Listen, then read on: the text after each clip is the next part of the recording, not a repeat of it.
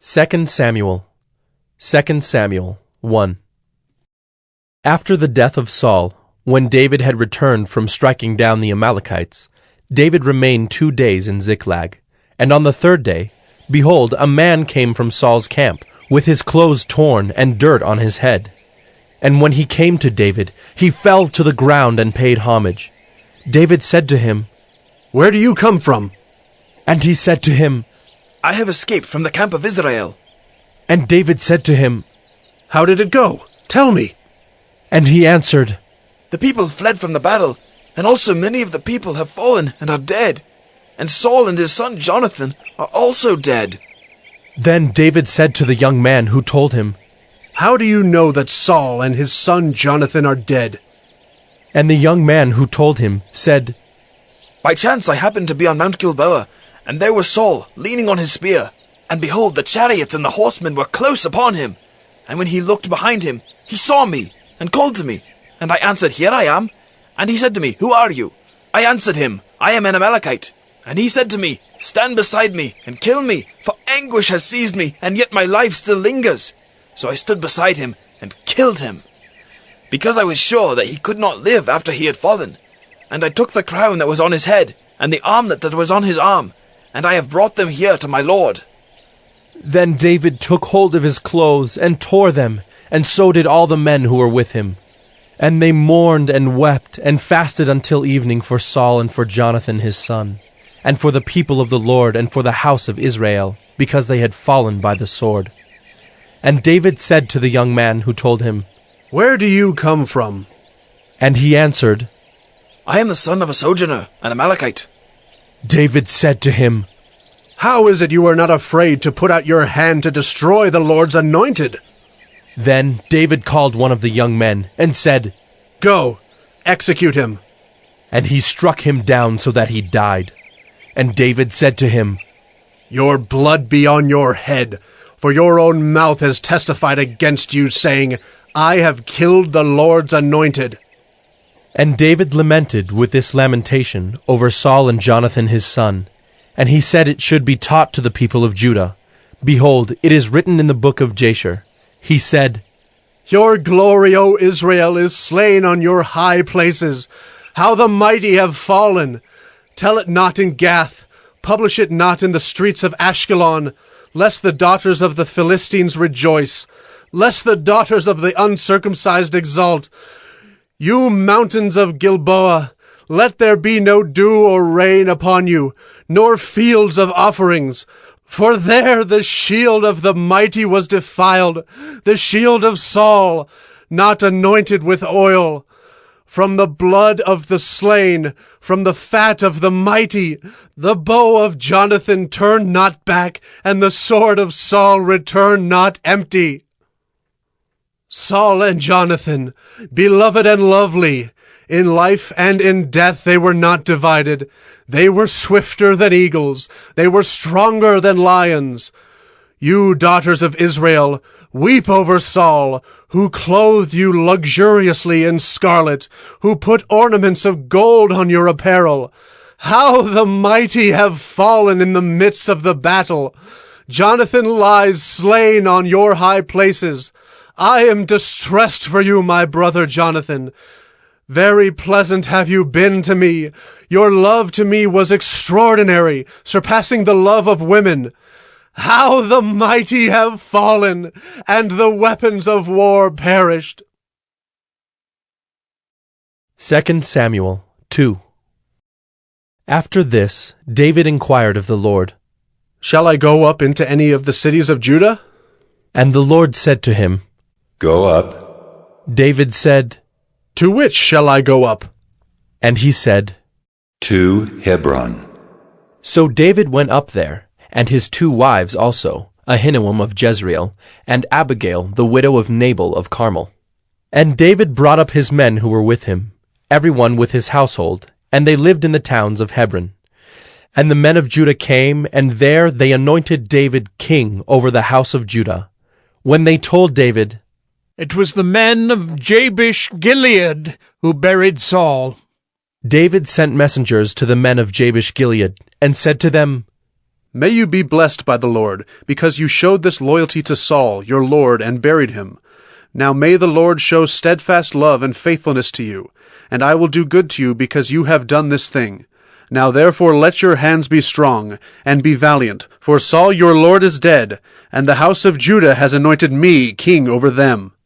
But Abner, the son of Ner, commander of Saul's army, took Ishbosheth, the son of Saul, and brought him over to Mahanaim. And he made him king over Gilead and the Asherites, and Jezreel and Ephraim, and Benjamin and all Israel.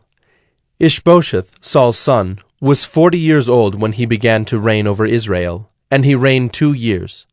But the house of Judah followed David. And the time that David was king in Hebron over the house of Judah was 7 years and 6 months. Abner, the son of Ner, and the servants of Ishbosheth, the son of Saul, went out from Mahanaim to Gibeon. And Joab the son of Zeruiah and the servants of David went out and met them at the pool of Gibeon. And they sat down, the one on the one side of the pool, and the other on the other side of the pool. And Abner said to Joab, "Let the young men arise and compete before us." And Joab said, "Let them arise." Then they arose and passed over by number, 12 for Benjamin and Ishbosheth, the son of Saul, and 12 of the servants of David. And each caught his opponent by the head, and thrust his sword in his opponent's side, so they fell down together. Therefore that place was called Helkath Hazzurim, which is at Gibeon. And the battle was very fierce that day. And Abner and the men of Israel were beaten before the servants of David. And the 3 sons of Zeruiah were there, Joab, Abishai, and Asahel. Now Asahel was as swift of foot as a wild gazelle. And Asahel pursued Abner, and as he went, he turned neither to the right hand nor to the left from following Abner. Then Abner looked behind him and said, "Is it you, Asahel?" And he answered, It is I. Abner said to him, "Turn aside to your right hand or to your left, and seize one of the young men, and take his spoil." But Asahel would not turn aside from following him. And Abner said again to Asahel, "Turn aside from following me. Why should I strike you to the ground? How then could I lift up my face to your brother Joab?" But he refused to turn aside. Therefore Abner struck him in the stomach with the butt of his spear, so that the spear came out at his back. And he fell there and died where he was. And all who came to the place where Asahel had fallen and died stood still. But Joab and Abishai pursued Abner. And as the sun was going down, they came to the hill of Ammah, which lies before Giah on the way to the wilderness of Gibeon. And the people of Benjamin gathered themselves together behind Abner, and became one group, and took their stand on the top of a hill. Then Abner called to Joab, "Shall the sword devour forever? Do you not know that the end will be bitter? How long will it be before you tell your people to turn from the pursuit of their brothers?" And Joab said, As God lives, if you had not spoken, surely the men would not have given up the pursuit of their brothers until the morning. So Joab blew the trumpet, and all the men stopped, and pursued Israel no more, nor did they fight any more. And Abner and his men went all that night through the Arabah. They crossed the Jordan, and marching the whole morning they came to Mahanaim. Joab returned from the pursuit of Abner. And when he had gathered all the people together, there were missing from David's servants 19 men besides Asahel. But the servants of David had struck down of Benjamin 360 of Abner's men. And they took up Asahel, and buried him in the tomb of his father, which was at Bethlehem. And Joab and his men marched all night, and the day broke upon them at Hebron. 2 Samuel 3. There was a long war between the house of Saul and the house of David, and David grew stronger and stronger, while the house of Saul became weaker and weaker. And sons were born to David at Hebron. His firstborn was Amnon of Ahinoam of Jezreel, and his second, Chileab of Abigail the widow of Nabal of Carmel, and the third, Absalom the son of Maacah the daughter of Talmai king of Geshur, and the fourth, Adonijah the son of Haggith, and the fifth, Shephatiah the son of Abital, and the sixth Ithream of Eglah, David's wife. These were born to David in Hebron. While there was war between the house of Saul and the house of David, Abner was making himself strong in the house of Saul. Now Saul had a concubine whose name was Rizpah, the daughter of Aiah. And Ishbosheth said to Abner, "Why have you gone into my father's concubine?" Then Abner was very angry over the words of Ishbosheth, and said, Am I a dog's head of Judah? To this day I keep showing steadfast love to the house of Saul your father, to his brothers and to his friends, and have not given you into the hand of David. And yet you charge me today with a fault concerning a woman.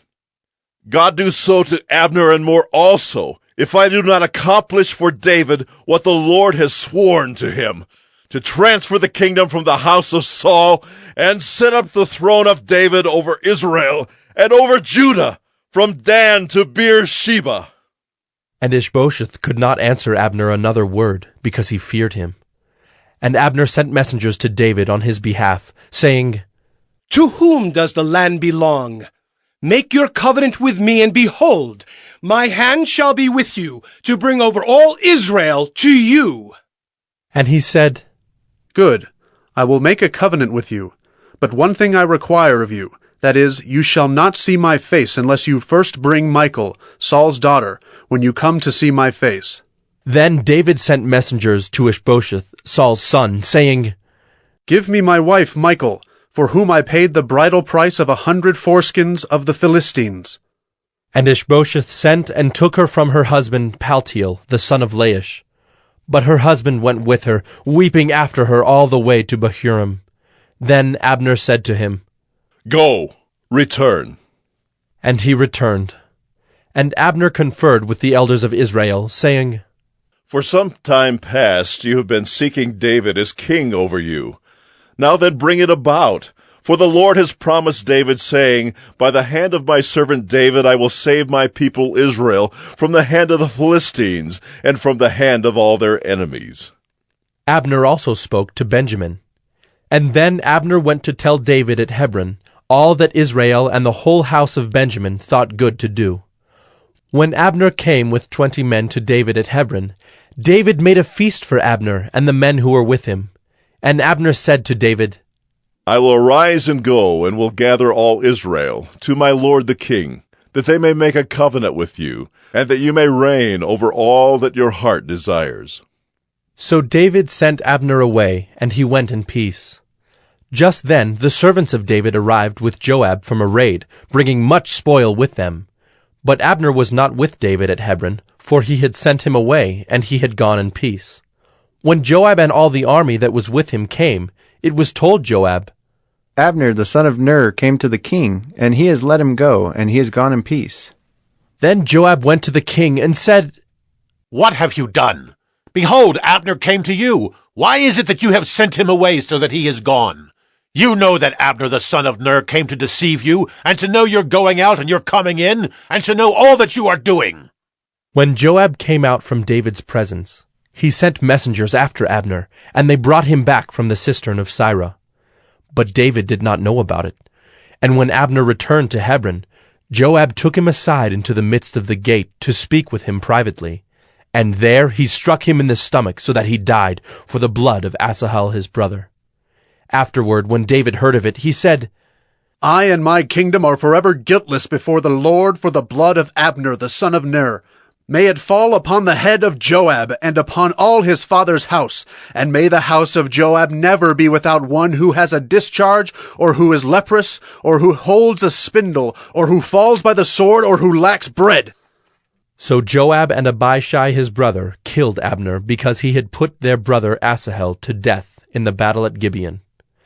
Then David said to Joab and to all the people who were with him, Tear your clothes and put on sackcloth and mourn before Abner.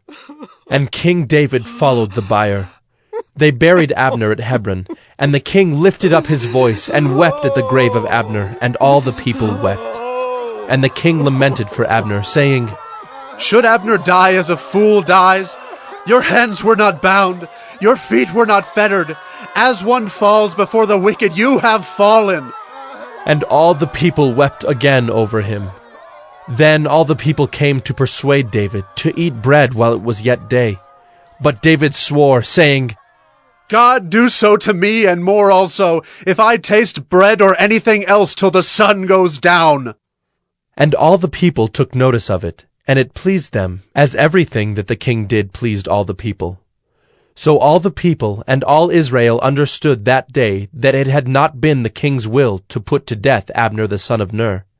And the king said to his servants, Do you not know that a prince and a great man has fallen this day in Israel? And I was gentle today, though anointed king. These men, the sons of Zeruiah, are more severe than I. The Lord repay the evildoer according to his wickedness. 2 Samuel 4.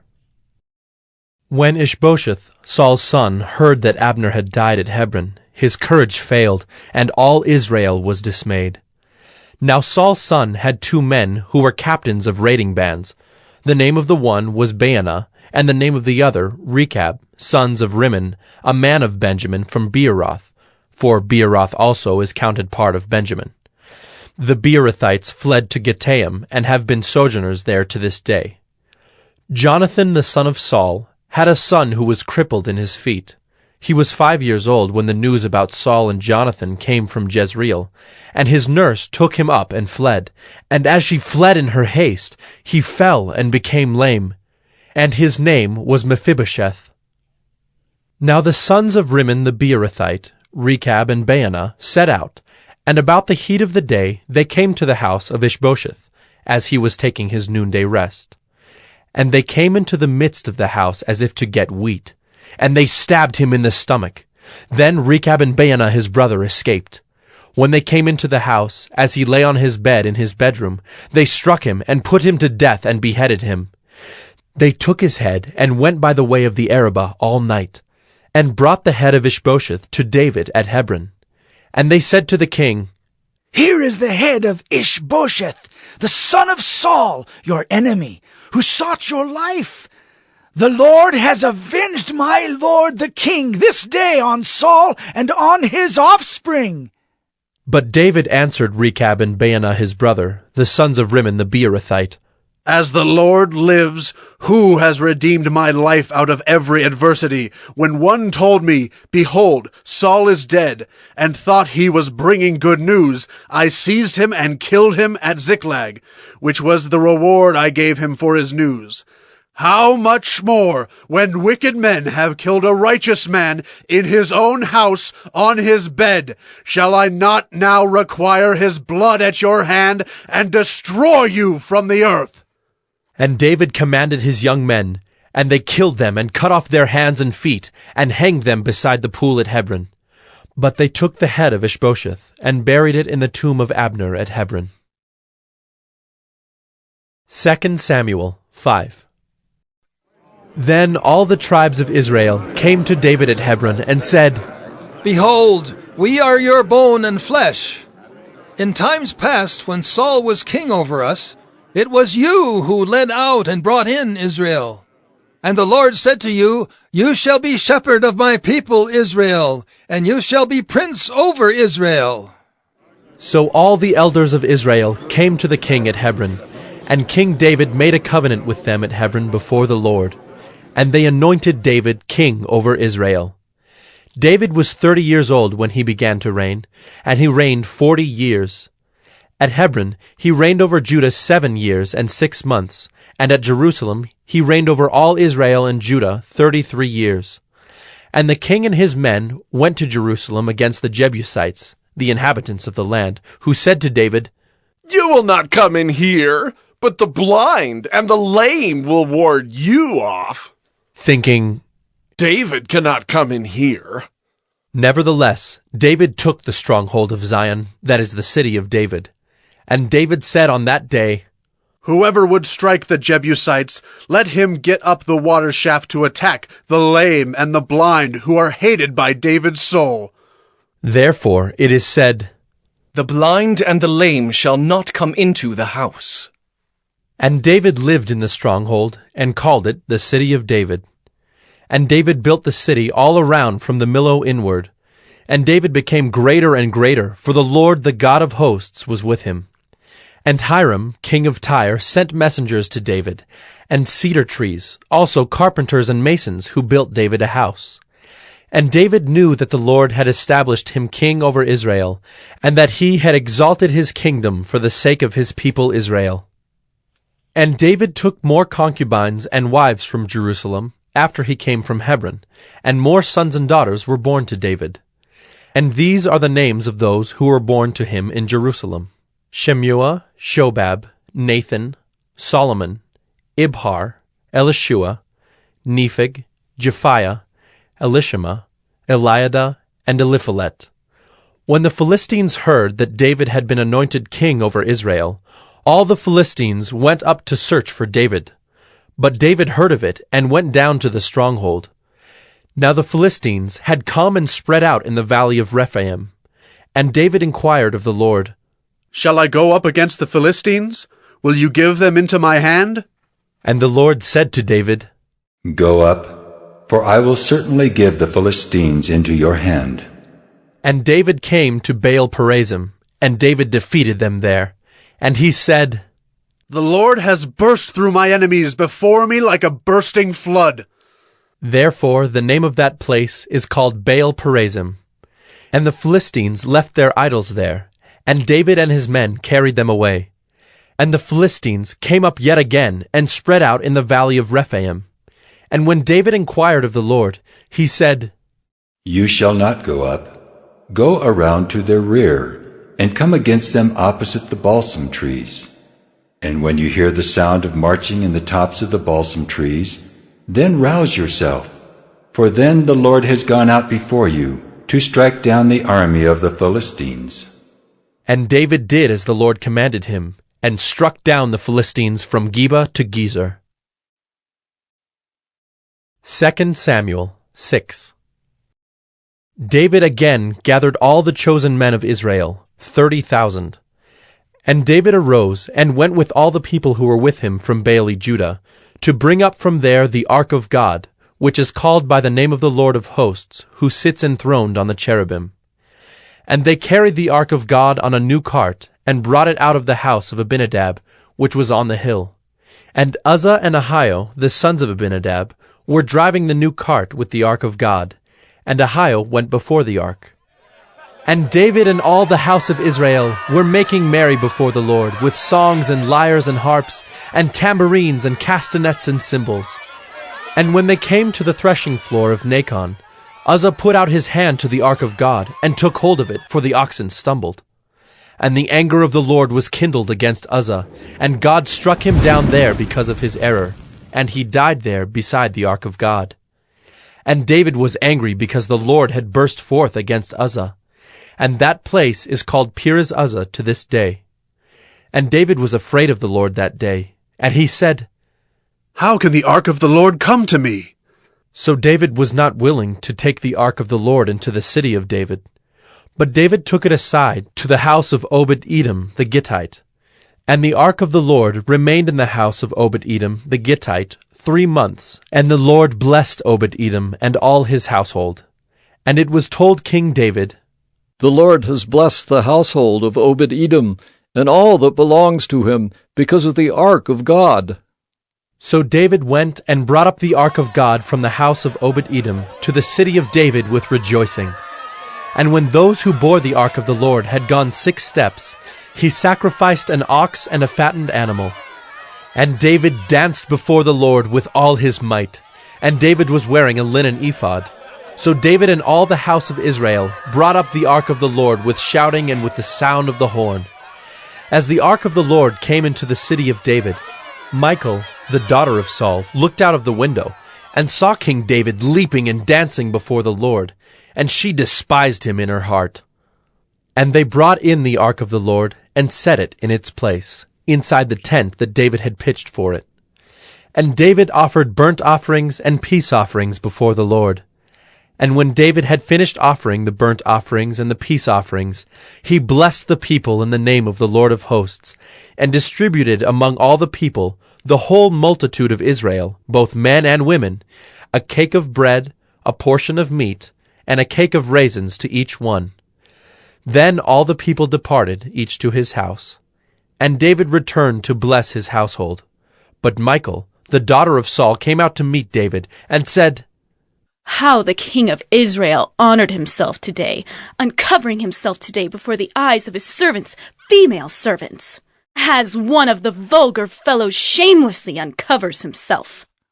And David said to Michal, "It was before the Lord who chose me above your father and above all his house, to appoint me as prince over Israel, the people of the Lord, and I will make merry before the Lord. I will make myself yet more contemptible than this, and I will be abased in your eyes. But by the female servants of whom you have spoken, by them I shall be held in honor." And Michal, the daughter of Saul, had no child to the day of her death. 2 Samuel 7.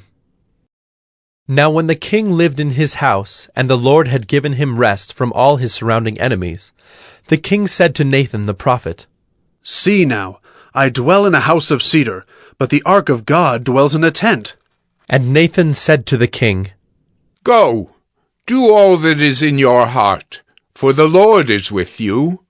But that same night the word of the Lord came to Nathan. "Go and tell my servant David, Thus says the Lord, Would you build me a house to dwell in? I have not lived in a house since the day I brought up the people of Israel from Egypt to this day, but I have been moving about in a tent for my dwelling. In all places where I have moved with all the people of Israel, did I speak a word with any of the judges of Israel, whom I commanded to shepherd my people Israel, saying, Why have you not built me a house of cedar? Now therefore, thus you shall say to my servant David, Thus says the Lord of hosts, I took you from the pasture, from following the sheep, that you should be prince over my people Israel. And I have been with you wherever you went, and have cut off all your enemies from before you. And I will make for you a great name, like the name of the great ones of the earth.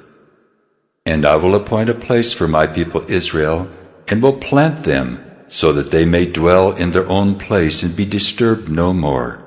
And violent men shall afflict them no more as formerly from the time that I appointed judges over my people Israel. And I will give you rest from all your enemies. Moreover, the Lord declares to you that the Lord will make you a house. When your days are fulfilled, and you lie down with your fathers, I will raise up your offspring after you, who shall come from your body, and I will establish his kingdom. He shall build a house for my name, and I will establish the throne of his kingdom forever. I will be to him a father, and he shall be to me a son. When he commits iniquity, I will discipline him with the rod of men, with the stripes of the sons of men. But my steadfast love will not depart from him, as I took it from Saul, whom I put away from before you. And your house and your kingdom shall be made sure forever before me. Your throne shall be established forever." In accordance with all these words, and in accordance with all this vision, Nathan spoke to David. Then King David went in and sat before the Lord and said, "Who am I, O Lord God, and what is my house, that you have brought me thus far? And yet this was a small thing in your eyes, O Lord God. You have spoken also of your servant's house for a great while to come, and this is instruction for mankind, O Lord God. And what more can David say to you? For you know your servant, O Lord God. Because of your promise, and according to your own heart, you have brought about all this greatness, to make your servant know it. Therefore you are great, O Lord God, for there is none like you, and there is no God besides you, according to all that we have heard with our ears. And who is like your people Israel, the one nation on earth whom God went to redeem to be his people, making himself a name, and doing for them great and awesome things, by driving out before your people whom you redeemed for yourself from Egypt, a nation and its gods. And you established for yourself your people Israel, to be your people forever. And you, O Lord, became their God. And now, O Lord God, confirm forever the word that you have spoken concerning your servant and concerning his house, and do as you have spoken. and your name will be magnified forever, saying, The Lord of hosts is God over Israel, and the house of your servant David will be established before you. For you, O Lord of hosts, the God of Israel, have made this revelation to your servant, saying, I will build you a house. Therefore your servant has found courage to pray this prayer to you. And now, O Lord God, you are God, and your words are true, and you have promised this good thing to your servant. Now therefore may it please you to bless the house of your servant, so that it may continue forever before you. For you, O Lord God, have spoken, and with your blessing shall the house of your servant be blessed forever. 2 Samuel 8. After this, David defeated the Philistines and subdued them. And David took Metheg-Ammah out of the hand of the Philistines. And he defeated Moab, and he measured them with a line, making them lie down on the ground. 2 lines he measured to be put to death, and 1 full line to be spared. And the Moabites became servants to David, and brought tribute. David also defeated Hadad-ezer, the son of Rehob, king of Zobah, as he went to restore his power at the river Euphrates. And David took from him 1,700 horsemen, and 20,000 foot soldiers. And David hamstrung all the chariot horses, but left enough for 100 chariots. And when the Syrians of Damascus came to help Hadad-ezer, king of Zobah, David struck down 22,000 men of the Syrians. Then David put garrisons in Aram of Damascus, and the Syrians became servants to David and brought tribute. And the Lord gave victory to David wherever he went. And David took the shields of gold that were carried by the servants of Hadad-ezer, and brought them to Jerusalem. And from Betah and from Berothai, cities of Hadad-ezer, King David took very much bronze. When Toi, king of Hamath, heard that David had defeated the whole army of Hadad-ezer, Toi sent his son Joram to King David to ask about his health and to bless him, because he had fought against Hadad-ezer and defeated him. For Hadad-ezer had often been at war with Toi. And Joram brought with him articles of silver, of gold, and of bronze. These also King David dedicated to the Lord, together with the silver and gold that he dedicated from all the nations he subdued, from Edom, Moab, the Ammonites, the Philistines, Amalek, and from the spoil of Hadad-ezer, the son of Rehob, king of Zobah. And David made a name for himself when he returned from striking down 18,000 Edomites in the valley of Salt. Then he put garrisons in Edom. Throughout all Edom he put garrisons, and all the Edomites became David's servants. And the Lord gave victory to David wherever he went. So David reigned over all Israel, and David administered justice and equity to all his people. Joab, the son of Zeruiah, was over the army, and Jehoshaphat, the son of Ahilud, was recorder. And Zadok, the son of Ahitub, and Ahimelech, the son of Abiathar, were priests. And Seraiah was secretary. And Benaiah, the son of Jehoiada, was over the Kerethites and the Pelethites, and David's sons were priests. 2 Samuel 9. And David said, Is there still anyone left of the house of Saul, that I may show him kindness for Jonathan's sake? Now there was a servant of the house of Saul, whose name was Ziba, and they called him to David. And the king said to him, Are you Ziba? And he said, I am your servant. And the king said, Is there not still someone of the house of Saul, that I may show the kindness of God to him? Ziba said to the king, There is still a son of Jonathan. He is crippled in his feet. The king said to him, Where is he? And Ziba said to the king, He is in the house of Machir, the son of Ammiel, at Lodebar. Then King David sent and brought him from the house of Machir, the son of Ammiel, at Lodebar. And Mephibosheth, the son of Jonathan, son of Saul, came to David and fell on his face and paid homage. And David said, Mephibosheth. And he answered, Behold, I am your servant. And David said to him, Do not fear, for I will show you kindness for the sake of your father Jonathan, and I will restore to you all the land of Saul your father, and you shall eat at my table always. And he paid homage and said, What is your servant, that you should show regard for a dead dog such as I? Then the king called Ziba, Saul's servant, and said to him, All that belonged to Saul and to all his house I have given to your master's grandson. And you and your sons and your servants shall till the land for him and shall bring in the produce, that your master's grandson may have bread to eat. But Mephibosheth, your master's grandson, shall always eat at my table. Now Ziba had 15 sons and 20 servants. Then Ziba said to the king, According to all that my lord the king commands his servant, so will your servant do. So Mephibosheth ate at David's table like one of the king's sons. And Mephibosheth had a young son whose name was Micah. And all who lived in Ziba's house became Mephibosheth's servants. So Mephibosheth lived in Jerusalem, for he ate always at the king's table. Now he was lame in both his feet. 2 Samuel 10. After this, the king of the Ammonites died, and Hanun his son reigned in his place.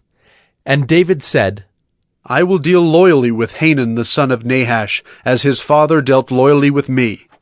So David sent by his servants to console him concerning his father. And David's servants came into the land of the Ammonites. But the princes of the Ammonites said to Hanun their lord, Do you think because David has sent comforters to you that he is honoring your father? Has not David sent his servants to you to search the city, and to spy it out, and to overthrow it?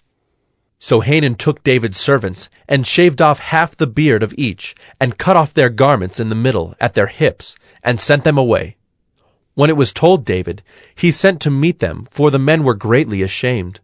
And the king said, Remain at Jericho until your beards have grown, and then return.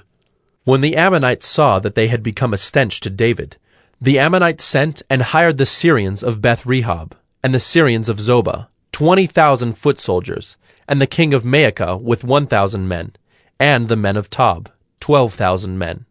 And when David heard of it, he sent Joab and all the host of the mighty men. And the Ammonites came out and drew up in battle array at the entrance of the gate. And the Syrians of Zobah and of Rehob, and the men of Tob and Maacah were by themselves in the open country. When Joab saw that the battle was set against him, both in front and in the rear, he chose some of the best men of Israel, and arrayed them against the Syrians. The rest of his men he put in the charge of Abishai his brother, and he arrayed them against the Ammonites.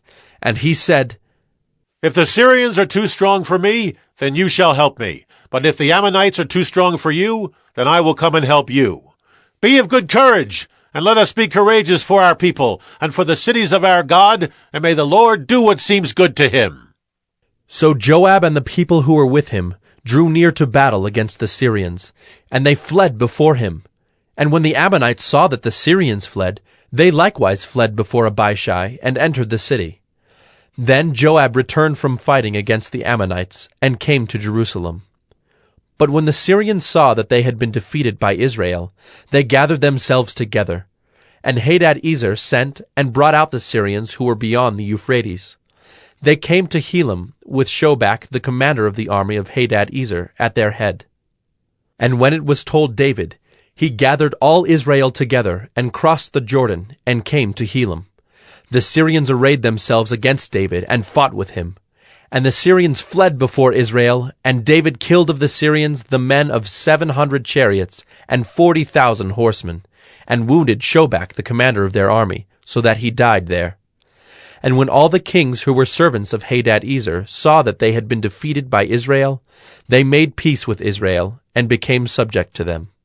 So the Syrians were afraid to save the Ammonites any more. 2 Samuel 11. In the spring of the year, the time when kings go out to battle, David sent Joab and his servants with him, and all Israel. And they ravaged the Ammonites and besieged Rabbah. But David remained at Jerusalem. It happened late one afternoon, when David arose from his couch and was walking on the roof of the king's house, that he saw from the roof a woman bathing, and the woman was very beautiful. And David sent and inquired about the woman. And one said, Is not this Bathsheba, the daughter of Eliam, the wife of Uriah the Hittite? So David sent messengers and took her, and she came to him, and he lay with her. Now she had been purifying herself from her uncleanness. Then she returned to her house. And the woman conceived, and she sent and told David, I am pregnant. So David sent word to Joab, Send me Uriah the Hittite. And Joab sent Uriah to David. When Uriah came to him, David asked how Joab was doing, and how the people were doing, and how the war was going. Then David said to Uriah, Go down to your house and wash your feet. And Uriah went out of the king's house, and there followed him a present from the king. But Uriah slept at the door of the king's house with all the servants of his lord, and did not go down to his house. When they told David, Uriah did not go down to his house, David said to Uriah, Have you not come from a journey? Why did you not go down to your house? Uriah said to David, The ark and Israel and Judah dwell in booths, and my lord Joab and the servants of my lord are camping in the open field. Shall I then go to my house, to eat and to drink, and to lie with my wife? As you live, and as your soul lives, I will not do this thing. Then David said to Uriah, Remain here today also, and tomorrow I will send you back. So Uriah remained in Jerusalem that day and the next. And David invited him, and he ate in his presence and drank, so that he made him drunk. And in the evening he went out to lie on his couch with the servants of his lord, but he did not go down to his house. In the morning David wrote a letter to Joab, and sent it by the hand of Uriah. In the letter he wrote, Set Uriah in the forefront of the hardest fighting, and then draw back from him, that he may be struck down and die. And as Joab was besieging the city, he assigned Uriah to the place where he knew there were valiant men. And the men of the city came out and fought with Joab, and some of the servants of David among the people fell. Uriah the Hittite also died. Then Joab sent and told David all the news about the fighting. And he instructed the messenger, When you have finished telling all the news about the fighting to the king, then, if the king's anger rises, and if he says to you, Why did you go so near the city to fight? Did you not know that they would shoot from the wall? Who killed Abimelech, the son of Jerubasheth? Did not a woman cast an upper millstone on him from the wall, so that he died at Thebez? Why did you go so near the wall? Then you shall say, Your servant Uriah the Hittite is dead also. So the messenger went and came and told David all that Joab had sent him to tell. The messenger said to David, The men gained an advantage over us and came out against us in the field, but we drove them back to the entrance of the gate. Then the archers shot at your servants from the wall. Some of the king's servants are dead, and your servant Uriah the Hittite is dead also. David said to the messenger, Thus shall you say to Joab, Do not let this matter trouble you, for the sword devours now one and now another. Strengthen your attack against the city and overthrow it, and encourage him. When the wife of Uriah heard that Uriah her husband was dead, she lamented over her husband. And when the mourning was over, David sent and brought her to his house, and she became his wife, and bore him a son. But the thing that David had done displeased the Lord. 2 Samuel 12. And the Lord sent Nathan to David. He came to him and said to him, There were 2 men in a certain city, the one rich and the other poor. The rich man had very many flocks and herds, but the poor man had nothing but one little ewe lamb, which he had bought. And he brought it up, and it grew up with him and with his children. It used to eat of his morsel and drink from his cup and lie in his arms, and it was like a daughter to him. Now there came a traveler to the rich man, and he was unwilling to take one of his own flock or herd to prepare for the guest who had come to him. But he took the poor man's lamb and prepared it for the man who had come to him. Then David's anger was greatly kindled against the man, and he said to Nathan, As the Lord lives, the man who has done this deserves to die, and he shall restore the lamb fourfold because he did this thing, and because he had no pity. Nathan said to David, You are the man. Thus says the Lord, the God of Israel, I anointed you king over Israel, and I delivered you out of the hand of Saul. And I gave you your master's house and your master's wives into your arms, and gave you the house of Israel and of Judah. And if this were too little, I would add to you as much more. Why have you despised the word of the Lord, to do what is evil in his sight? You have struck down Uriah the Hittite with the sword, and have taken his wife to be your wife, and have killed him with the sword of the Ammonites. Now, therefore, the sword shall never depart from your house, because you have despised me, and have taken the wife of Uriah the Hittite to be your wife. Thus says the Lord, Behold, I will raise up evil against you out of your own house, and I will take your wives before your eyes, and give them to your neighbor, and he shall lie with your wives in the sight of this sun. For you did it secretly, but I will do this thing before all Israel and before the sun. David said to Nathan, I have sinned against the Lord. And Nathan said to David, The Lord also has put away your sin.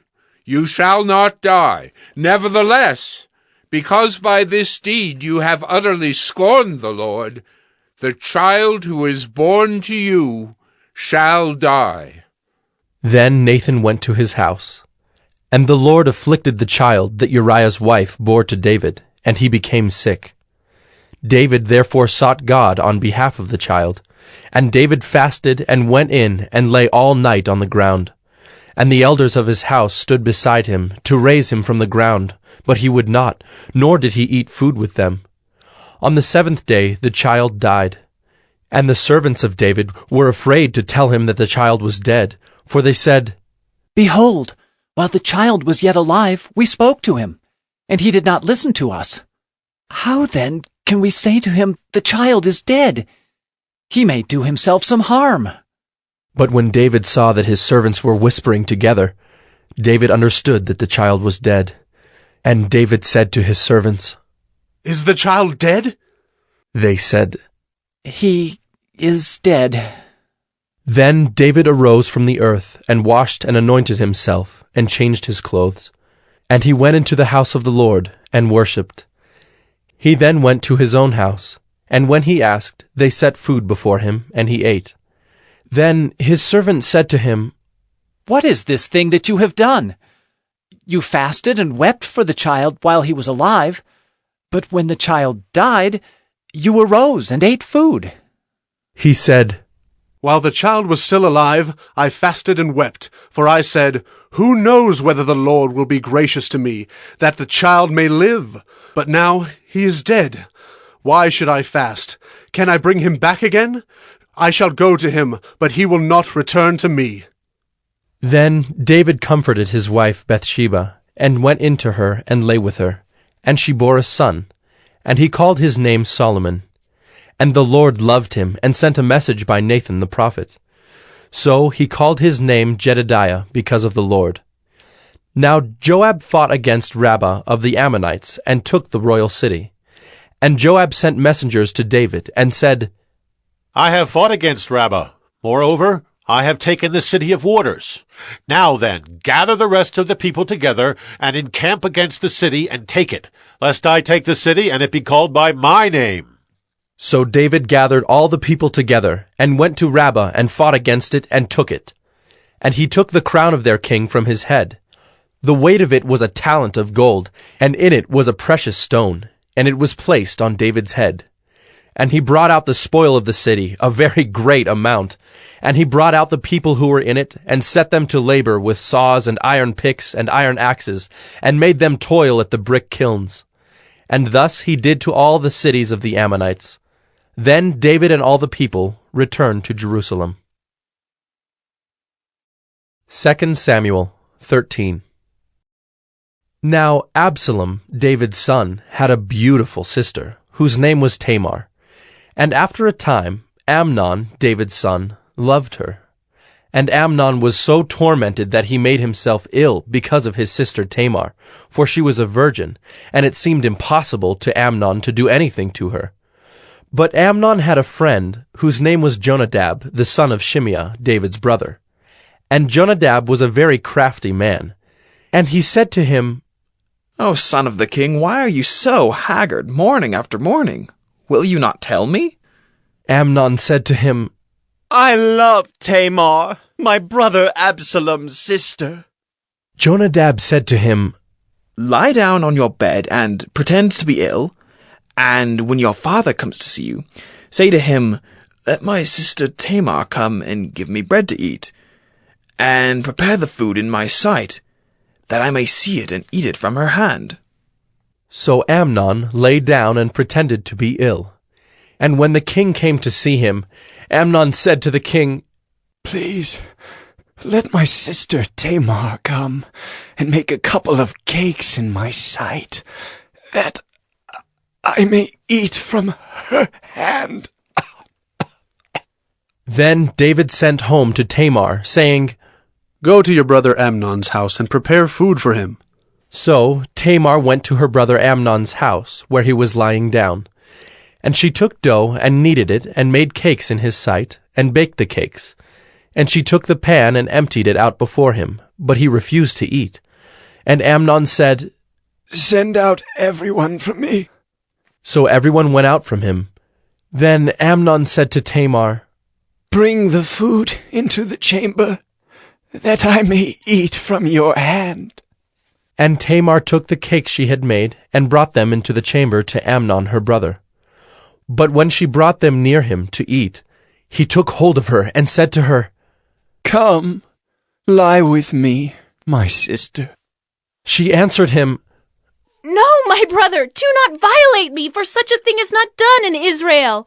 Do not do this outrageous thing. As for me, where could I carry my shame?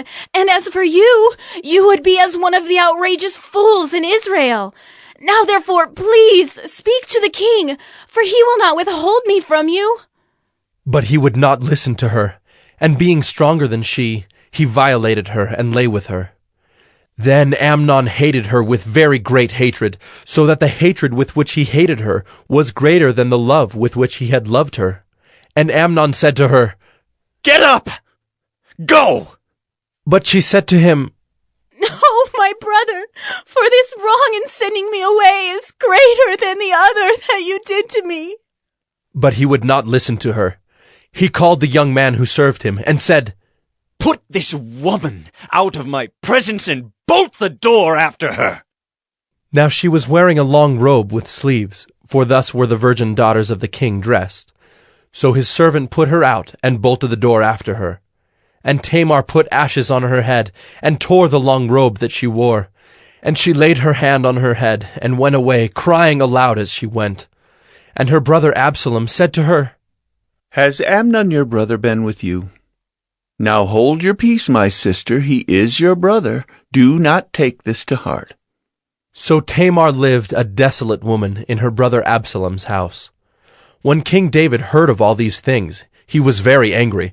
But Absalom spoke to Amnon, neither good nor bad. For Absalom hated Amnon, because he had violated his sister Tamar. After 2 full years, Absalom had sheep shearers at Baal Hazor, which is near Ephraim. And Absalom invited all the king's sons. And Absalom came to the king, and said, Behold, your servant has sheep shears. Please let the king and his servants go with your servant. But the king said to Absalom, No, my son, let us not all go, lest we be burdensome to you. He pressed him, but he would not go, but gave him his blessing. Then Absalom said, If not, please let my brother Amnon go with us. And the king said to him, Why should he go with you? But Absalom pressed him until he let Amnon and all the king's sons go with him. Then Absalom commanded his servants, Mark when Amnon's heart is merry with wine, and when I say to you, strike Amnon, then kill him. Do not fear, have I not commanded you? Be courageous and be valiant.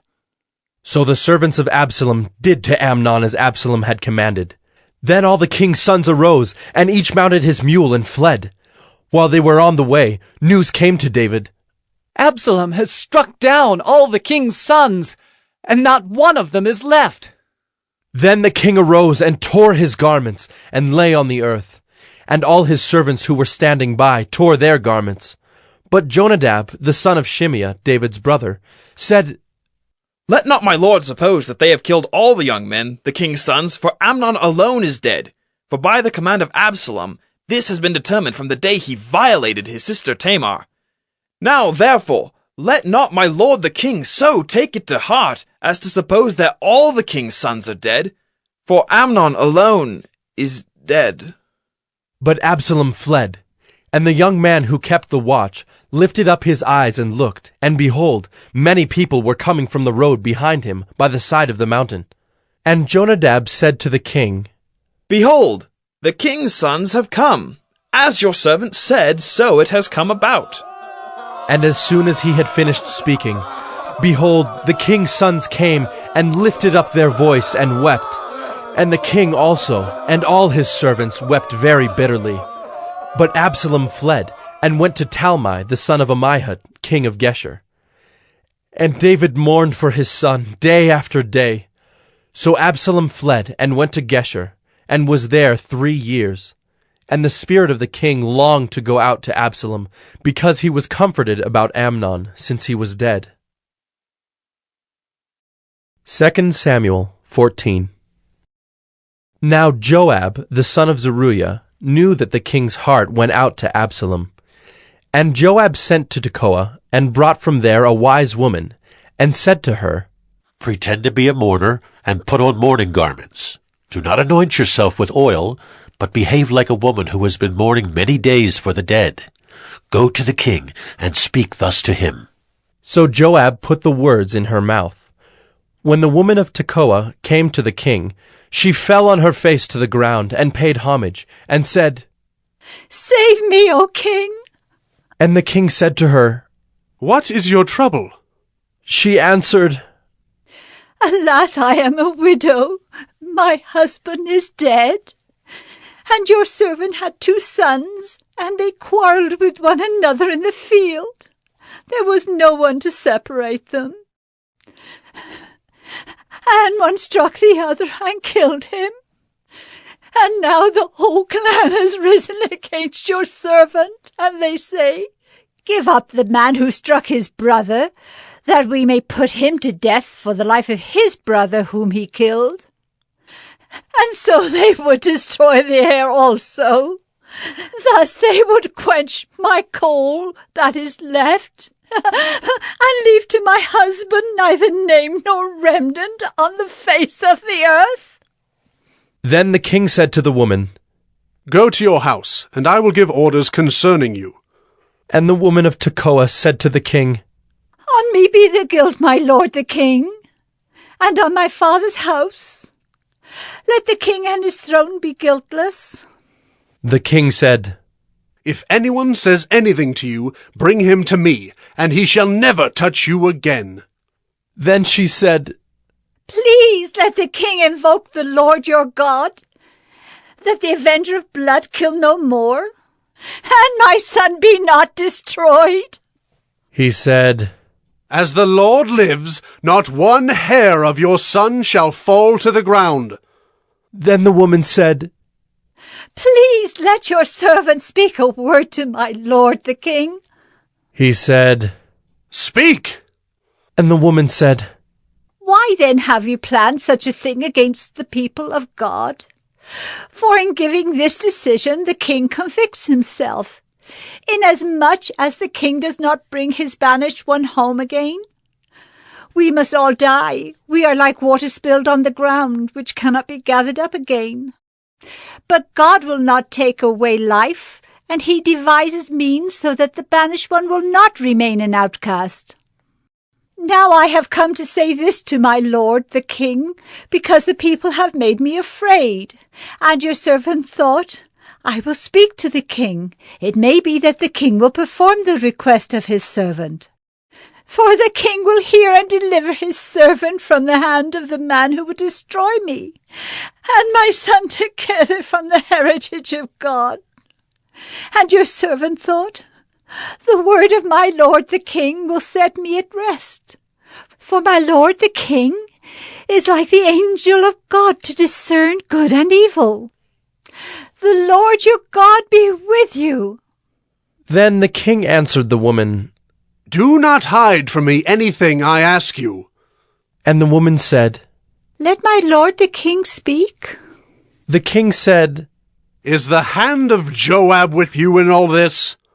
The woman answered and said, As surely as you live, my lord the king, one cannot turn to the right hand or to the left from anything that my lord the king has said. It was your servant Joab who commanded me. It was he who put all these words in the mouth of your servant. In order to change the course of things, your servant Joab did this. But my lord has wisdom like the wisdom of the angel of God, to know all things that are on the earth. Then the king said to Joab, Behold now, I grant this. Go, bring back the young man Absalom.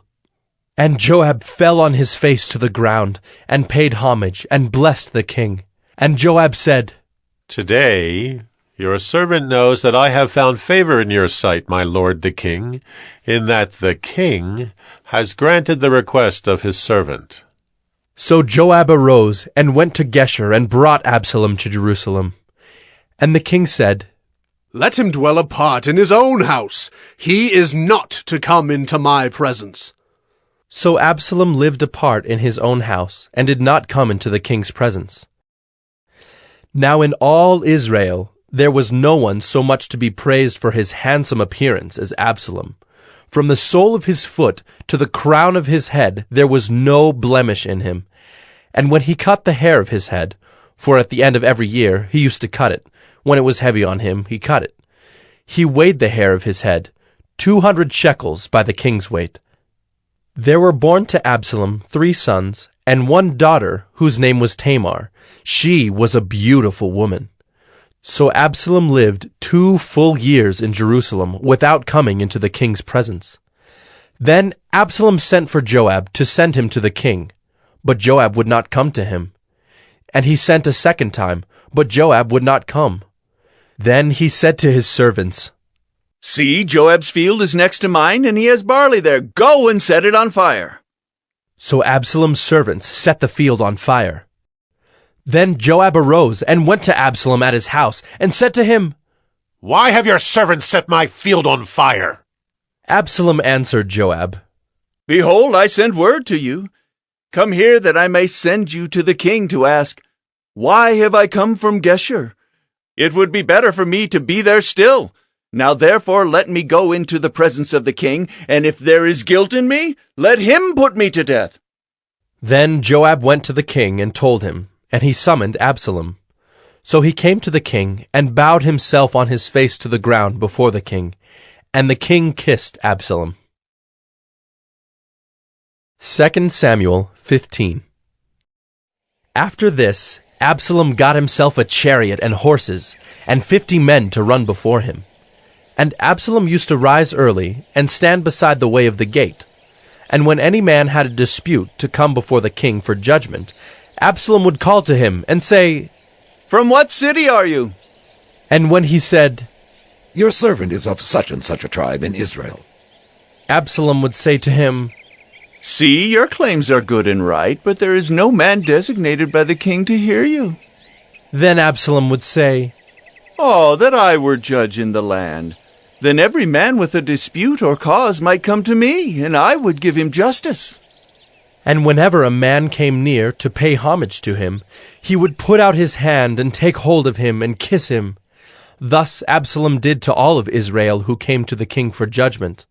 So Absalom stole the hearts of the men of Israel. And at the end of 4 years, Absalom said to the king, Please let me go and pay my vow, which I have vowed to the Lord in Hebron.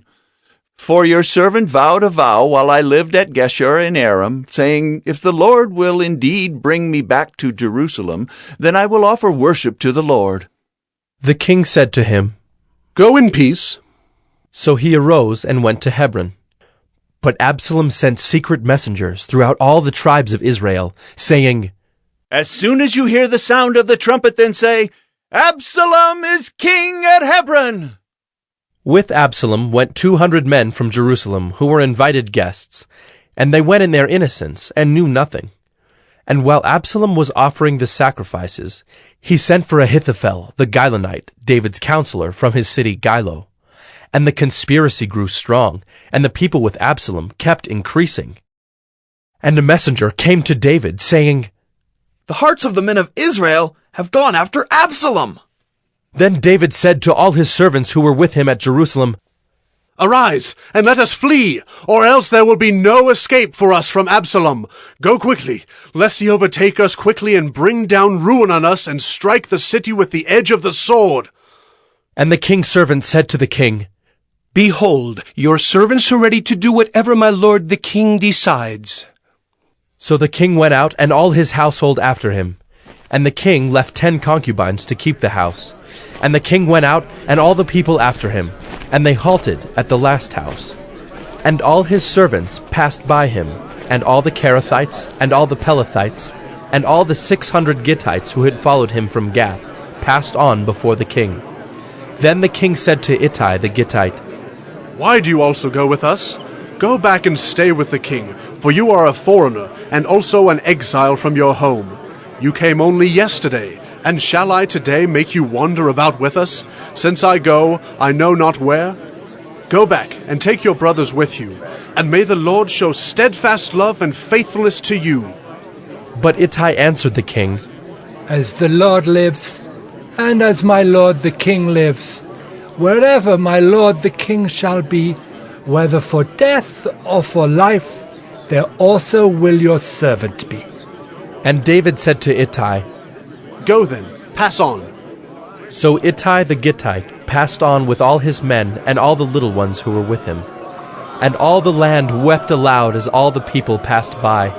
And the king crossed the brook Kidron, and all the people passed on toward the wilderness. And Abiathar came up, and behold, Zadok came also with all the Levites, bearing the ark of the covenant of God. And they set down the ark of God until the people had all passed out of the city. Then the king said to Zadok, Carry the ark of God back into the city. If I find favor in the eyes of the Lord, he will bring me back and let me see both it and his dwelling place. But if he says, I have no pleasure in you, behold, here I am. Let him do to me what seems good to him. The king also said to Zadok the priest, Are you not a seer? Go back to the city in peace with your 2 sons, Ahimaaz your son, and Jonathan the son of Abiathar. See, I will wait at the fords of the wilderness until word comes from you to inform me. So Zadok and Abiathar carried the ark of God back to Jerusalem, and they remained there. But David went up the ascent of the Mount of Olives, weeping as he went, barefoot and with his head covered. And all the people who were with him covered their heads, and they went up weeping as they went. And it was told David, Ahithophel is among the conspirators with Absalom. And David said, O Lord, please turn the counsel of Ahithophel into foolishness. While David was coming to the summit, where God was worshipped, behold, Hushai the Archite came to meet him, with his coat torn and dirt on his head. David said to him, If you go on with me, you will be a burden to me. But if you return to the city and say to Absalom, I will be your servant, O king, as I have been your father's servant in time past, so now I will be your servant. Then you will defeat for me the counsel of Ahithophel. Are not Zadok and Abiathar the priests with you there? So whatever you hear from the king's house, tell it to Zadok and Abiathar the priests. Behold, their 2 sons are with them there, Ahimaaz, Zadok's son, and Jonathan, Abiathar's son, and by them you shall send to me everything you hear. So Hushai, David's friend, came into the city, just as Absalom was entering Jerusalem. 2 Samuel 16. When David had passed a little beyond the summit, Ziba, the servant of Mephibosheth, met him, with a couple of donkeys saddled, bearing 200 loaves of bread, 100 bunches of raisins, 100 of summer fruits, and a skin of wine. And the king said to Ziba, Why have you brought these? Ziba answered, The donkeys are for the king's household to ride on, the bread and summer fruit for the young men to eat, and the wine for those who faint in the wilderness to drink. And the king said, And where is your master's son? Ziba said to the king, Behold, he remains in Jerusalem, for he said, Today the house of Israel will give me back the kingdom of my father. Then the king said to Ziba, Behold, all that belonged to Mephibosheth is now yours. And Ziba said, I pay homage. Let me ever find favor in your sight, my lord, the king. When King David came to Bahurim, there came out a man of the family of the house of Saul, whose name was Shimei, the son of Gera. And as he came, he cursed continually. And he threw stones at David, and at all the servants of King David, and all the people and all the mighty men were on his right hand and on his left. And Shimei said as he cursed, Get out, you man of blood, you worthless man! The Lord has avenged on you all the blood of the house of Saul, in whose place you have reigned, and the Lord has given the kingdom into the hand of your son Absalom. See, your evil is on you, for you are a man of blood! Then Abishai the son of Zeruiah said to the king, Why should this dead dog curse my lord the king? Let me go over and take off his head. But the king said, What have I to do with you, you sons of Zeruiah? If he is cursing because the Lord has said to him, Curse David, who then shall say, Why have you done so? And David said to Abishai and to all his servants, Behold, my own son seeks my life. How much more now may this Benjaminite? Leave him alone, and let him curse, for the Lord has told him to. It may be that the Lord will look on the wrong done to me, and that the Lord will repay me with good for his cursing today. So David and his men went on the road, while Shimei went along on the hillside opposite him, and cursed as he went, and threw stones at him and flung dust. And the king and all the people who were with him arrived weary at the Jordan, and there he refreshed himself. Now Absalom and all the people, the men of Israel, came to Jerusalem, and Ahithophel with him. And when Hushai the Archite, David's friend, came to Absalom, Hushai said to Absalom, Long live the king! Long live the king! And Absalom said to Hushai, Is this your loyalty to your friend? Why did you not go with your friend? And Hushai said to Absalom, No, for whom the Lord and this people and all the men of Israel have chosen, his I will be, and with him I will remain. And again, whom should I serve? Should it not be his son? As I have served your father, so I will serve you. Then Absalom said to Ahithophel, Give your counsel, what shall we do? Ahithophel said to Absalom, Go into your father's concubines, whom he has left to keep the house, and all Israel will hear that you have made yourself a stench to your father, and the hands of all who are with you will be strengthened. So they pitched a tent for Absalom on the roof, and Absalom went into his father's concubines in the sight of all Israel. Now in those days the counsel that Ahithophel gave was as if one consulted the word of God. So was all the counsel of Ahithophel esteemed, both by David and by Absalom. 2 Samuel 17.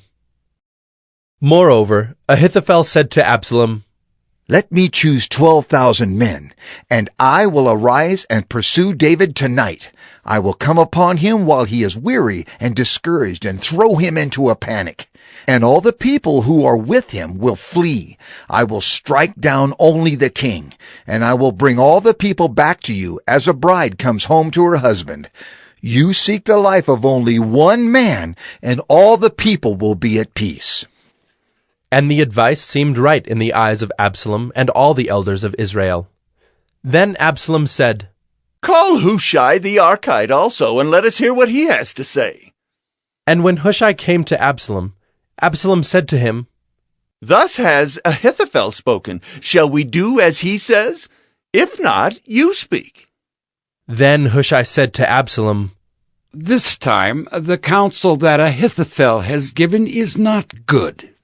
Hushai said, "You know that your father and his men are mighty men, and that they are enraged like a bear robbed of her cubs in the field. Besides, your father is expert in war. He will not spend the night with the people. Behold, even now he has hidden himself in one of the pits or in some other place. And as soon as some of the people fall at the first attack, whoever hears it will say, 'There has been a slaughter among the people who follow Absalom.'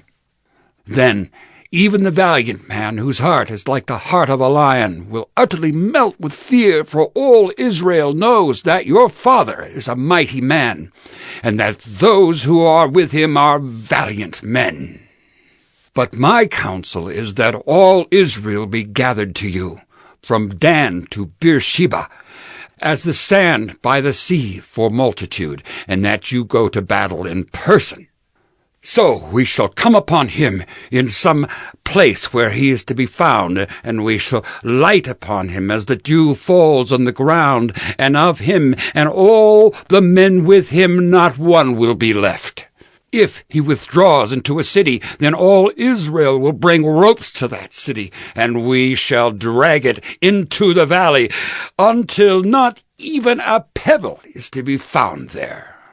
And Absalom and all the men of Israel said, "The counsel of Hushai the Archite is better than the counsel of Ahithophel."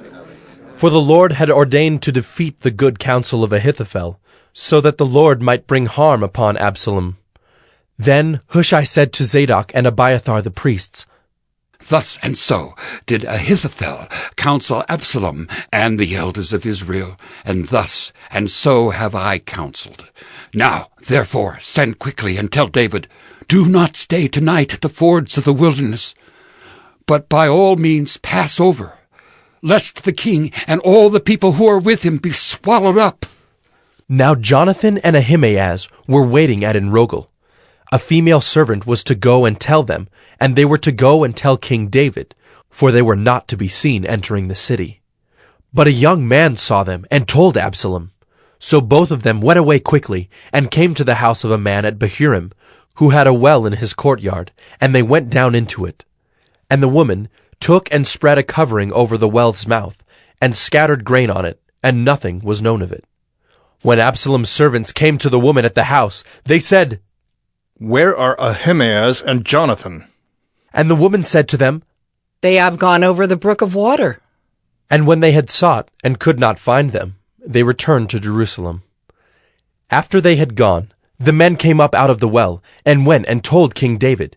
They said to David, "Arise, and go quickly over the water, for thus and so has Ahithophel counseled against you." Then David arose, and all the people who were with him, and they crossed the Jordan. By daybreak not one was left who had not crossed the Jordan. When Ahithophel saw that his counsel was not followed, he saddled his donkey and went off home to his own city. He set his house in order and hanged himself, and he died and was buried in the tomb of his father. Then David came to Mahanaim, and Absalom crossed the Jordan with all the men of Israel. Now Absalom had set Amasa over the army instead of Joab. Amasa was the son of a man named Ithra the Ishmaelite, who had married Abigail, the daughter of Nahash, sister of Zeruiah, Joab's mother. And Israel and Absalom encamped in the land of Gilead. When David came to Mahanaim, Shobai, the son of Nahash from Rabbah of the Ammonites, and Machir, the son of Ammiel from Lo-debar, and Barzillai the Gileadite from Rogelim, brought beds, basins, and earthen vessels, wheat, barley, flour, parched grain, beans, and lentils, honey and curds and sheep and cheese from the herd, for David and the people with him to eat. For they said, "The people are hungry and weary and thirsty in the wilderness." 2 Samuel 18. Then David mustered the men who were with him, and set over them commanders of thousands and commanders of hundreds. And David sent out the army, 1/3 under the command of Joab, 1/3 under the command of Abishai the son of Zeruiah, Joab's brother, and 1/3 under the command of Ittai the Gittite. And the king said to the men, "I myself will also go out with you." But the men said, "You shall not go out, for if we flee, they will not care about us. If half of us die, they will not care about us. But you are worth 10,000 of us. Therefore it is better that you send us help from the city." The king said to them, "Whatever seems best to you, I will do." So the king stood at the side of the gate, while all the army marched out by hundreds and by thousands. And the king ordered Joab and Abishai and Ittai, "Deal gently, for my sake, with the young man Absalom." And all the people heard when the king gave orders to all the commanders about Absalom. So the army went out into the field against Israel, and the battle was fought in the forest of Ephraim. And the men of Israel were defeated there by the servants of David, and the loss there was great on that day, 20,000 men. The battle spread over the face of all the country, and the forest devoured more people that day than the sword. And Absalom happened to meet the servants of David. Absalom was riding on his mule, and the mule went under the thick branches of a great oak, and his head caught fast in the oak, and he was suspended between heaven and earth, while the mule that was under him went on. And a certain man saw it, and told Joab, "Behold, I saw Absalom hanging in an oak." Joab said to the man who told him, "What? You saw him? Why then did you not strike him there to the ground? I would have been glad to give you 10 pieces of silver and a belt." But the man said to Joab, "Even if I felt in my hand the weight of 1,000 pieces of silver, I would not reach out my hand against the king's son. For in our hearing the king commanded you and Abishai and Ittai, for my sake protect the young man Absalom. On the other hand, if I had dealt treacherously against his life, and there is nothing hidden from the king, then you yourself would have stood aloof." Joab said, "I will not waste time like this with you." And he took 3 javelins in his hand, and thrust them into the heart of Absalom while he was still alive in the oak. And 10 young men, Joab's armor-bearers, surrounded Absalom and struck him and killed him. Then Joab blew the trumpet, and the troops came back from pursuing Israel, for Joab restrained them. And they took Absalom and threw him into a great pit in the forest, and raised over him a very great heap of stones. And all Israel fled, every one to his own home. Now Absalom in his lifetime had taken and set up for himself the pillar that is in the king's valley, for he said, "I have no son to keep my name in remembrance." He called the pillar after his own name, and it is called Absalom's monument to this day. Then Ahimaaz the son of Zadok said, "Let me run and carry news to the king that the Lord has delivered him from the hand of his enemies." And Joab said to him, "You are not to carry news today. You may carry news another day, but today you shall carry no news, because the king's son is dead." Then Joab said to the Cushite, "Go, tell the king what you have seen."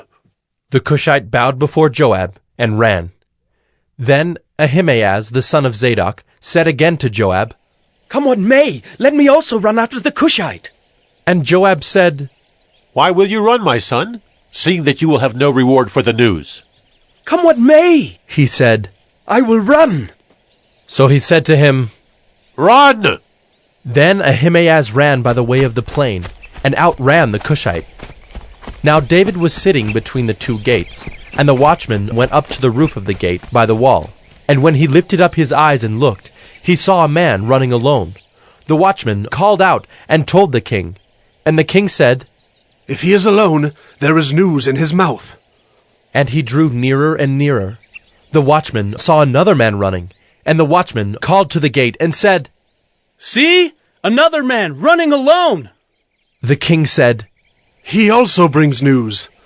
The watchman said, "I think the running of the first is like the running of Ahimaaz, the son of Zadok."